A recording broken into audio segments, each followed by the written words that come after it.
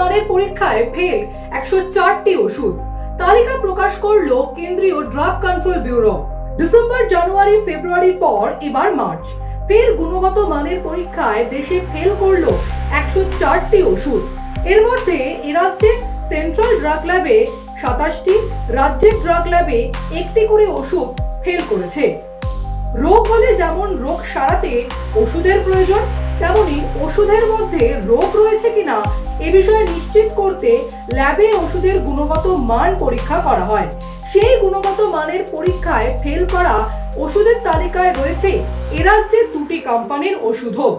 ইতিমধ্যে সংশ্লিষ্ট ওষুধগুলির তালিকা প্রকাশ করেছে কেন্দ্রীয় ড্রাগ কন্ট্রোল বিভাগ। সূত্রের খবর, নির্দেশে পরিষ্কারভাবে বলা হয়েছে সংশ্লিষ্ট ওষুধগুলি ব্যবহারের অযোগ্য, অর্থাৎ not for standard quality drugs. বিষয়টি সামনে আসতেই আতঙ্কের পরিবেশ তৈরি হয়েছে।